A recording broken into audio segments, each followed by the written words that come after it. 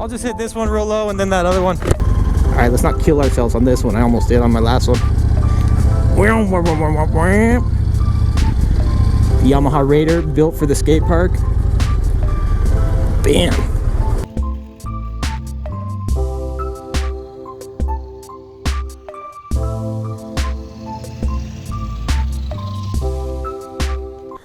All right, buenos dias amigos, bienvenidos, welcome back to John's Moto Garage. Thanks for tuning in. Today we're taking a break from the Supermoto shenanigans. We're taking a break from killing ourselves on the Dyna, trying to get that front wheel up in the air. And instead, if we can get back to it, we're gonna be trying to take the Yamaha Raider out for a quick spin. Let's try our luck. Bam, all right, there she is. I never get tired of just how nice and clean the lines are on the Yamaha Raider. So basically what I plan to do, I'll go over my thoughts and impressions on the bike. I'll go over some of the things I like and dislike about the Yamaha Raider. I'll also discuss what are some alternative motos. If you dig this bike, what are some other bikes you might like that are kind of in that same category with it? And then one of the most common questions I get is whether or not this is a good beginner bike. Is it a good starter bike? So stay tuned to the end, we'll go over that as well. And if I'm able to, we may do a 0 to 60. Stay tuned to the end for that. Also, we'll see what this thing is really made of. But without further preamble, let's go ahead and jump into it. The Yamaha Raider, you guys. All right, guys, here we are on the 2008 Yamaha Raider 1900cc. Wait, hold on a second. What the heck? This isn't the Yamaha Raider. Oh, man, the flex capacitor once again has let me down. We're going to have to reboot the system. Let me try this clap. Dude, this thing. What the heck? Bam, finally, there it is. All right, here we are, 2008 Yamaha Raider 1900 Star Yamaha, basically the same thing. So let's start out with some of the basics on the moto before we get into the nitty gritty. I think Yamaha produced these from 08 up through 2017. It's a 1900cc V-twin, air-cooled. They're a 5-speed. Don't let that deter you though. Definitely a well-geared 5-speed moto. You got the belt drive, drag bars, forward controls. This is definitely your chopper style bike. A longer wheelbase, raked out front end. You got the wider rear tire. One of the first things I remember about the Yamaha Raider, years back I was perusing Craigslist and I saw one of these and it instantly caught my eye and I just thought, holy smokes, that is a cool looking motorcycle. And I initially thought it was probably something custom, and then I found out, wow, Yamaha makes these stock from the factory. That's pretty cool. So definitely hits that wow factor, head turning. If you're looking to impress people, the Yamaha Raider is definitely gonna hit the mark there for sure. So thoughts and impressions on this bike. If you watched my last video where I bought this on Craigslist, then you know I can't rave enough about these things. 1900cc, super torquey, super punchy engine, a ton of fun to just get on it with this bike because it really does have a ton of power. It sits real low to the ground, and for as raked out and big and heavy as a bike as it is, I think it's like 750 pounds or so, you know, 4.5 gallon tank. It's a pretty big motorcycle, but the way it sits low on the ground, it is surprisingly comfortable and really does not feel like you have to fight the bike. You don't have to muscle it at all.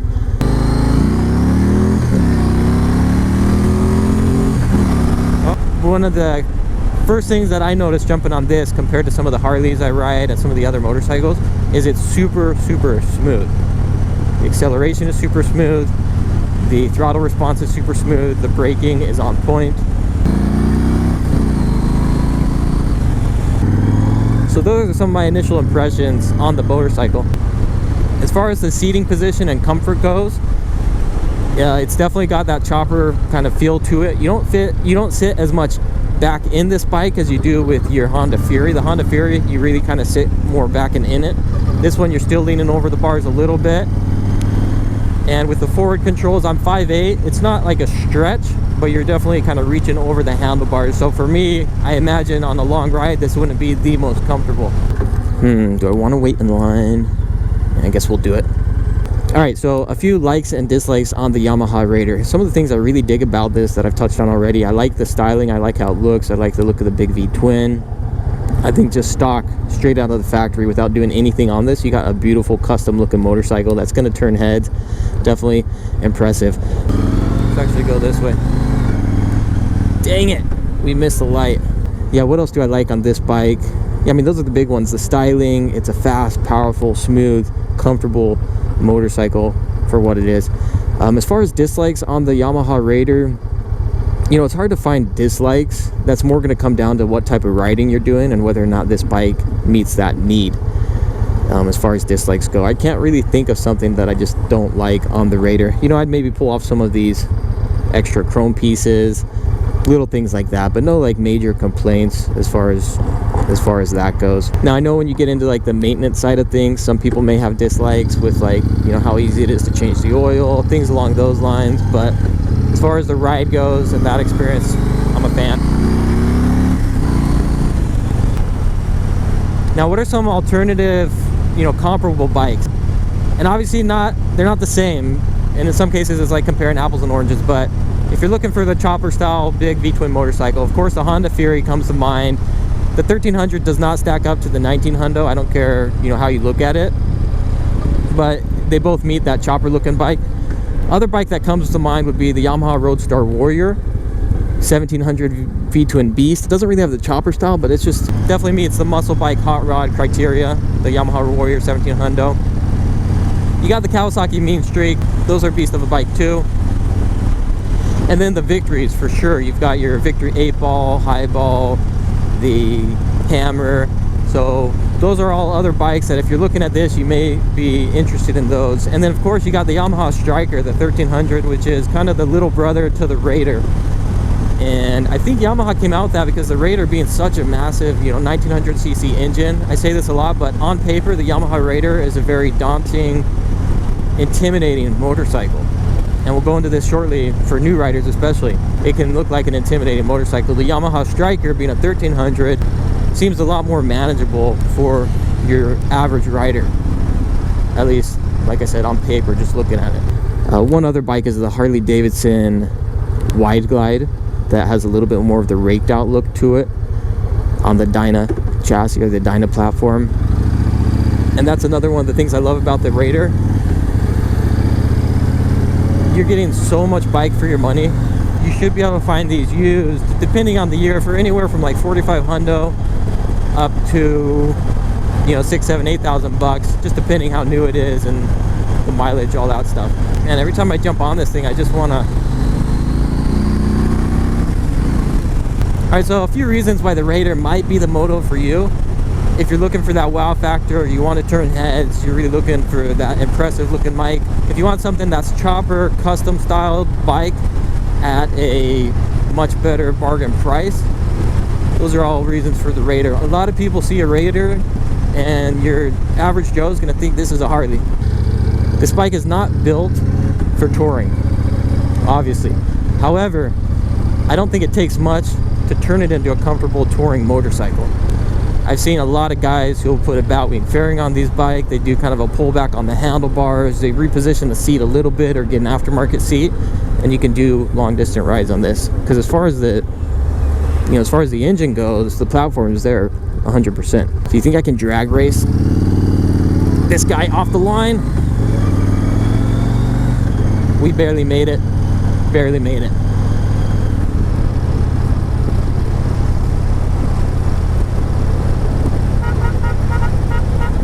Does this guy not like see that I'm sitting right here? Jeez. I mean, the lanes kind of merged, but they had already merged by that point. The dude's just chilling there. Or had they? Yeah, now we're back into 3 lanes. That's bizarre. Maybe I'm at fault. I don't know. We'll give him the wave. I gave him the piece. We're all at fault here, you guys. I don't think any of us know what we're doing. And I'm not like a big chopper fan these days. This doesn't really fit my style of bike. But I gotta admit, you guys, I feel kind of cool mobbing around on this thing.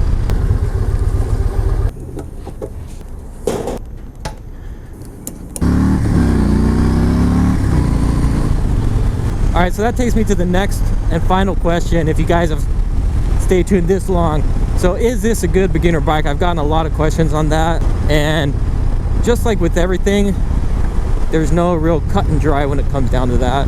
It's going to depend on you as a rider and as a person, but here are my thoughts on that.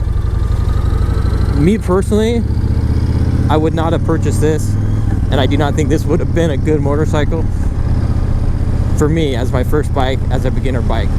The reason being is it's 750 pounds. It sits low to the ground, and it really is very well balanced, but it's a heavy motorcycle. I dropped my first bike. It was a Shadow 600 VLX. That thing's tiny. I dropped it. Luckily, I was able to pick it up myself. Personally, had I dropped this as my first bike, man, that would have been a much worse outcome. It's a powerful bike. It's got a lot of potential. This thing can definitely get you into some trouble fast. We're just gonna check out the bike park here. I haven't been out here in a long time. Obviously, we're not gonna take the motorcycle in the bike park as much as I would love to. What's up, man? Man, I really would love to hit a berm on this thing, but I'll probably end up dropping it. Hopefully the park ranger doesn't get pissed. All right, you guys, this is what the Yamaha Raider is really built for. You can hit this up. Now you gotta be careful, these skate parks are slick. Nice, nicely done. I never thought I would take my Yamaha Raider to the skate park, but you know, actually it feels pretty cool. That looked a little scary. Yeah, that last one's a little sketch.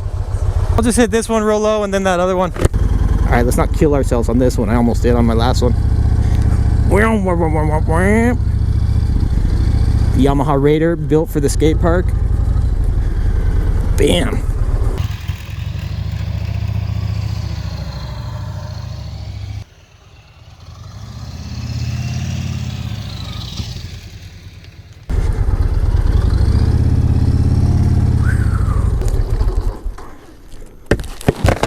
Thanks, bro. Appreciate it, man. No problem.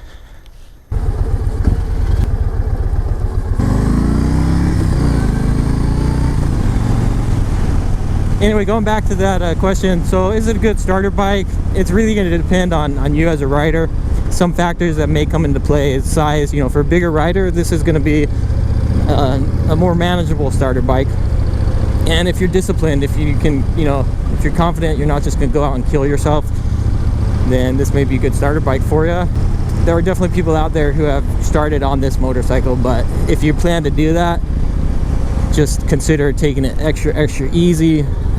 Don't push it, because you can definitely get yourself into trouble. But honestly, that's any and all motorcycles. You know, my Honda Shadow 600, I easily almost killed myself a couple times on that as a starter bike, because we're newbies, we're learning.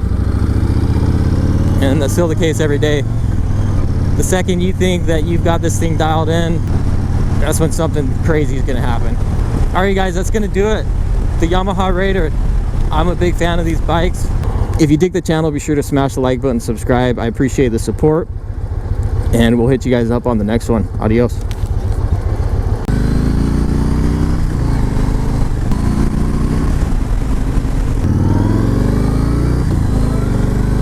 All right, you guys, as promised, a 0 to 60. Here we go. 3, 2, 1.